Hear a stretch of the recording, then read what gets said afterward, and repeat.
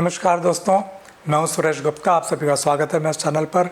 दोस्तों, आज इस वीडियो में हम समझेंगे कि लेंस की कीमत महंगी और सस्ती क्यों होती है। कई बार आपने देखा होगा कि एक ही लेंस, जैसे कि मान लीजिए 50 mm का लेंस है, 1.8 f नंबर का लेंस है, वो भी आपको अलग अलग कॉस्ट मिलेगा।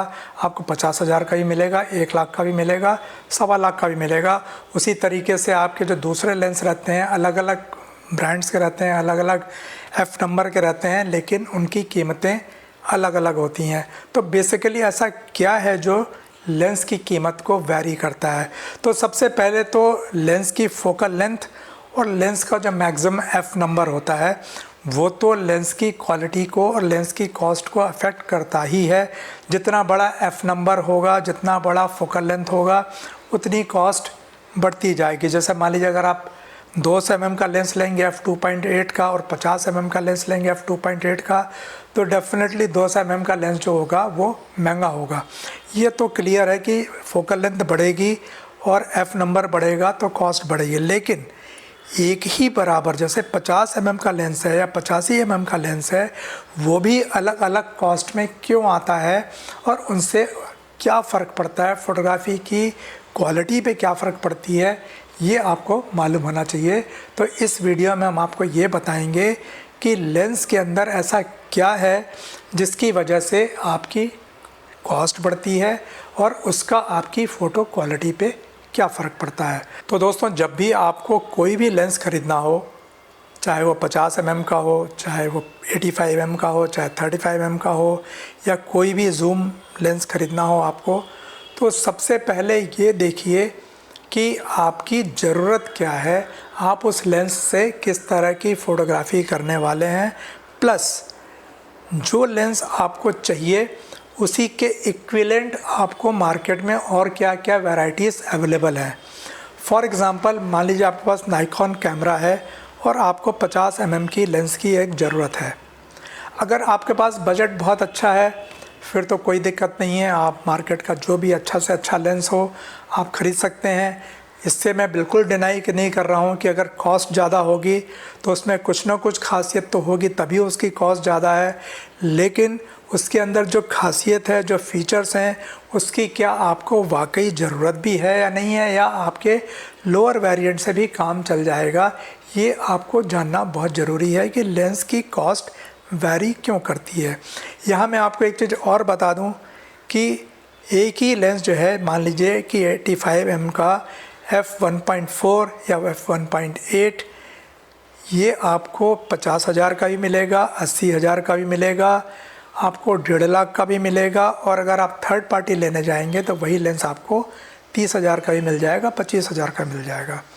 तो ऐसा क्या है कि आप पैसा दे रहे हैं तो किस चीज़ का दे रहे हैं?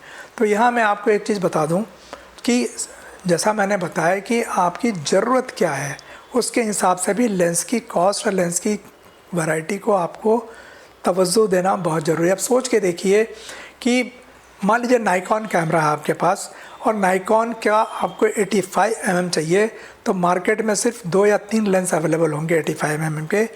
एक 1.4 का होगा, एक 1.8 का होगा, जी सीरीज़ के होंगे, एस सीरीज़ के लेंस होगा, ले दे के 3-4 लेंस ही मार्केट में अवेलेबल है। अब इन 3-4 लेंसेज से सारी दुनिया फ़ोटोग्राफी कर रही है।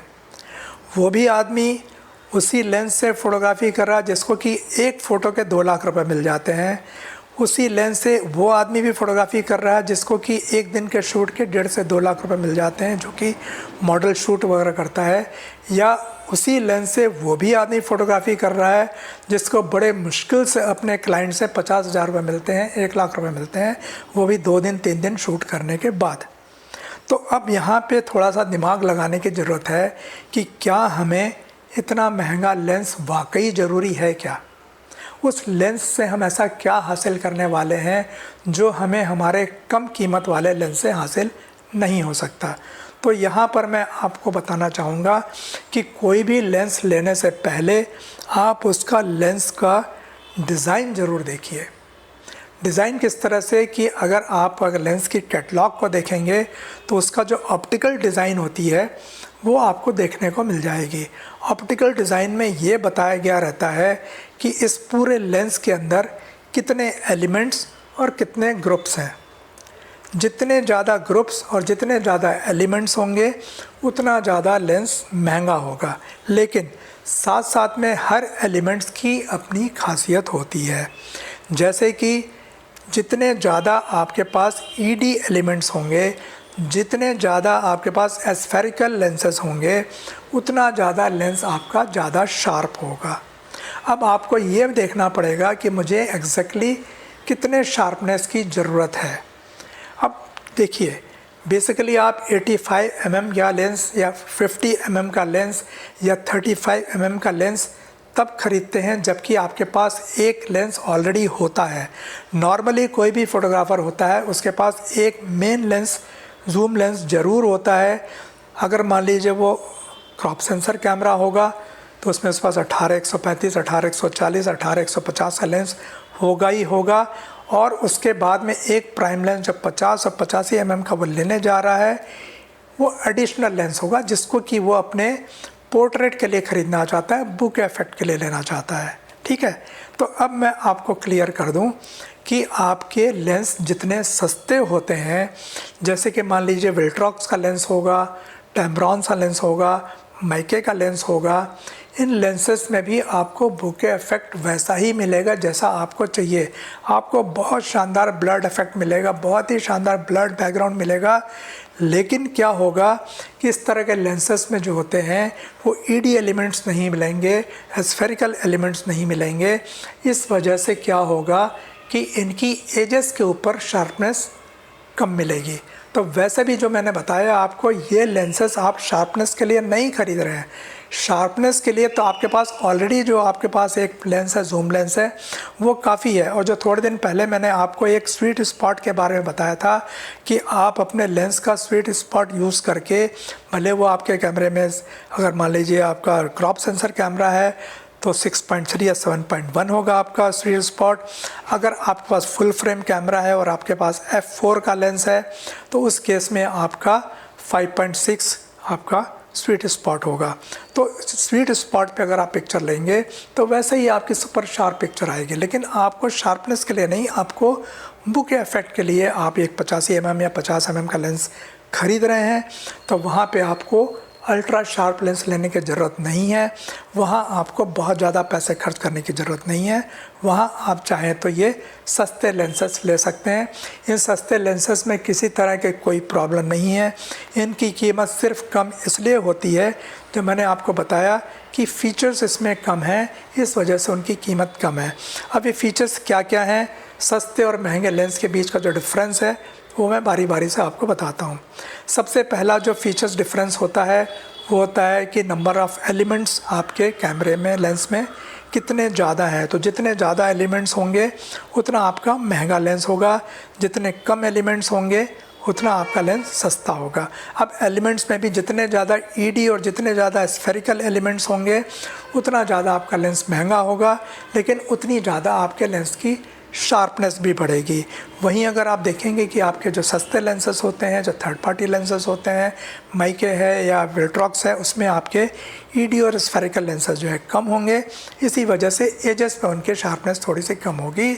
लेकिन आपका उसमें भी जो मिड रेंज का जो अपर्चर होता है, 5.6 होता है या 7.1 होता है, उसमें भी आपको अच्छी शार्पनेस मिल जाएगी। साथ ही साथ में इनकी खासियत जो होती है, लेंस की कॉस्ट वजह इसलिए भी होती है कि वेदर सीलिंग कितनी ज़्यादा है। तो जितने सस्ते लेंसेस होते हैं उसमें वेदर सीलिंग थोड़ी कम होती है, महंगे लेंसेस जो होते हैं उसमें वेदर सीलिंग ज़्यादा होती है। उसके बाद तीसरा और सबसे अहम कॉस्ट जो होती है वो आपकी फ्लोरीन कोटिंग की होती है। जितने महंगे लेंसेस होते हैं उसमें आपके फ्लोरीन कोटिंग होती है और इसकी कॉस्ट जो है लेंस की कॉस्ट को बढ़ाती है।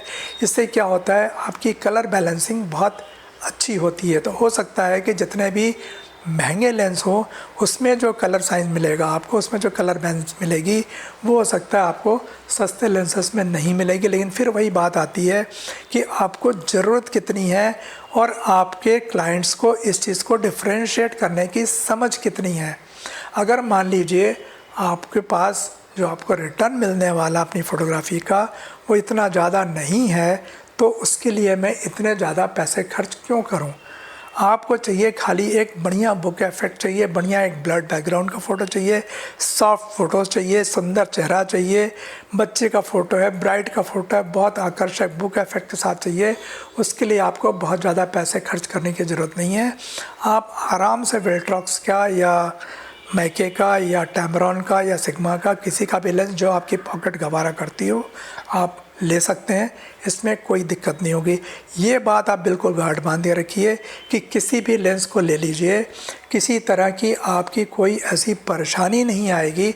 जैसे जैसे कॉस्ट बढ़ती जाएगी उसके अंदर जो एक सुपीरियॉरिटी बढ़ती जाती है। एक तो पहली बात तो ये है कि ब्रांड अपना पैसा तो लेता ही है, चाहे वो नाइकॉन हो, चाहे वो कैनन हो, चाहे सोनी हो, ब्रांड तो ब्रांड है। अगर आप एक 5 स्टार होटल में चाय पियेंगे आपको एक कप चाय 300 रुपये की मिलेगी, वही चाय अगर आप एक ढाबे में पियेंगे आपको 20 रुपये की 10 रुपये की मिल जाएगी। ऐसा तो नहीं कि 5 स्टार होटल में टेस्ट बहुत अच्छा होगा।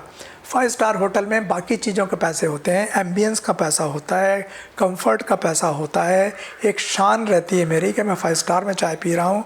ये सारी चीज़ें आपको ढाबे पे नहीं मिलेगी। वही डिफरेंस आपके ब्रांडेड लेंस में और एक थर्ड पार्टी के और नए थर्ड पार्टी के लेंसेज में परफॉर्मेंस आपको जो आपको ऑब्जेक्टिव है वो आपका पूरा हो जाएगा। ओनली थिंग इज़ कि आपको ब्रांड की वो एश्योरेंस नहीं मिलेगी, क्योंकि ब्रांड वो 100 साल से 150 साल से चले आ रहे हैं, उनकी अपनी एक रेपुटेशन है, उस चीज़ का पैसा है। और ये विल्ट्रॉक्स और मैके जैसे जो अभी जस्ट इस्टेब्लिश हो रहे ब्रांड्स हैं जो मार्केट में अभी अपनी जगह बनाने की कोशिश कर रहे हैं, इस वजह से इनके लेंस सस्ता है। याद कीजिएगा टैमरॉन और सिग्मा जब नए नए आए थे मार्केट में तो बहुत सस्ते थे, अब उन्होंने भी धीरे धीरे अपनी प्राइस बढ़ा दी है, वो धीरे धीरे ब्रांड्स के नज़दीक आ गए हैं। तो उसी तरह से अभी विल्ट्रॉक्स और जो मैके है ये नए ब्रांड्स हैं, 7 आर्टिजन्स है नया ब्रांड है, अभी इसमें आपको सस्ते लेंस मिल जाएंगे। आप बिल्कुल बेफिक्र होकर ले लीजिए, कोई दिक्कत नहीं होगी। आपकी जो रिक्वायरमेंट हो उसके हिसाब से उस रेंज का लेंस ले लीजिए, 50 mm, 85 mm, 35 mm जो भी चाहिए आप ले लीजिए, आपको किसी तरह की कोई दिक्कत नहीं आएगी। तो दोस्तों उम्मीद करते हैं आपको ये चीज़ क्लियर हो गई होगी कि लेंस सस्ते और महंगे क्यों होते हैं और आपको सस्ता लेना चाहिए या महंगा लेना चाहिए, ये इस बात पे डिपेंड करता है कि आपकी बजट कितनी है। अब देखिए एक चीज़ और भी आती है, एक होती है कॉस्ट और एक होता है पैशन। अगर मान लीजिए एक कॉर्पोरेट एग्जीक्यूटिव है जिसको महीने के 3-4 लाख रुपए तनख्वाह मिलते हैं, शौकीन इंसान है, आराम से वो 70-80 हज़ार रुपये अफोर्ड कर सकता है, वो कोई सा भी लेंस अपनी मर्ज़ी का अपने पैशन के हिसाब से ख़रीद सकता है। लेकिन आप अगर प्रोफेशनल फ़ोटोग्राफी करते हैं तो आपको ये देखना ज़रूरी है कि इस लेंस से मेरे को हासिल क्या होगा, इसके बदले में मैं इनकम मेरी कितनी आएगी। अगर मान लीजिए उससे आपको 50-60 हज़ार की रेवेन्यू जनरेट हो रही है या 1 लाख रुपए का पैकेज आपको वेडिंग का मिल रहा है, तो इसके लिए मैं नहीं रिकमेंड करूँगा कि आपको बहुत ज़्यादा एक्सपेंसिव गैजेट्स लेने की ज़रूरत है। उसके बजाय मैं बोलूँगा आप एक सस्ता लेंस खरीदिए और जो पैसे मिलते हैं उससे आप एक बॉडी और ख़रीद लीजिए लेंस की।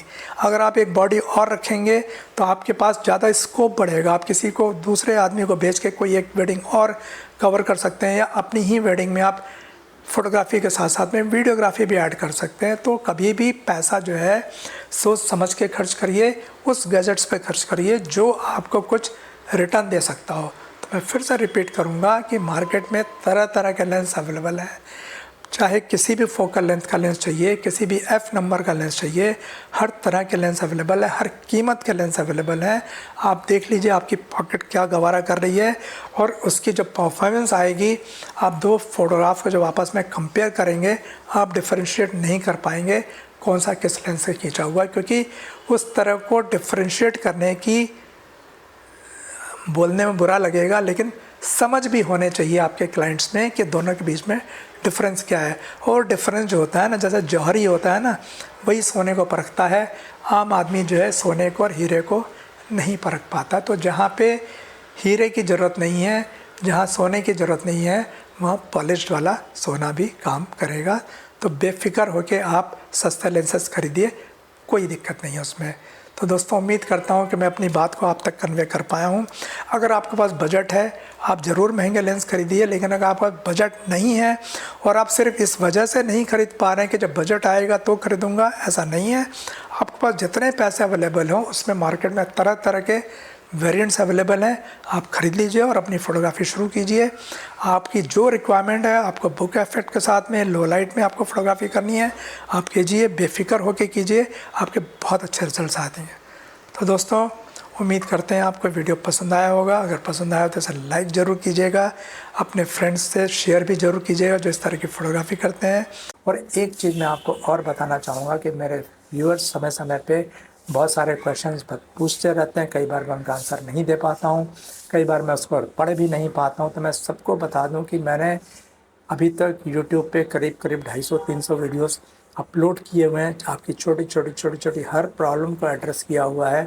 तो अगर आपको कभी भी किसी प्रॉब्लम का सलूशन चाहिए तो सिंपली आप यूट्यूब सर्च में जाके मेरा नाम सुरेश गुप्ता BHL लिखिए और उसके बाद आपकी जो भी क्वेरी हो, जिसके बारे में भी आपको कुछ पूछना हो, वो लिख दीजिए। खाली कुछ कीवर्ड्स लिख दीजिए, जैसे मान लो TTL फ्लैश की सेटिंग के बारे में जाना हो तो आप Suresh Gupta BHL TTL flash setting इतना बार लिख दीजिए। इस सब्जेक्ट पे मैंने जितने भी वीडियो बनाए होंगे आपके सामने वो स्क्रीन पे आ जाएंगे। इस तरह से मान लीजिए आपको कोई कैमरा ख़रीदना हो, उसके बारे में जानकारी चाहिए तो आप simply Suresh Gupta BHL how to buy a camera या how to buy a lens, how to buy a flash, जो भी इस तरह की आपकी क्वेरीज दिमाग में हो वो आप लिख दीजिए। मेरे बनाए हुए जितने भी वीडियोस होंगे वो आपके सामने आ जाएंगे। आप उनमें से कोई भी अपने मनमर्जी का जो भी आपकी क्वेरी हो, जो भी आपकी उस दिन की रिक्वायरमेंट हो, वो वाला वीडियो आप देख सकते हैं। तो मिलते हैं अगले वीडियो में किसी नए टॉपिक के साथ। तब तक के लिए नमस्ते, जय हिंद।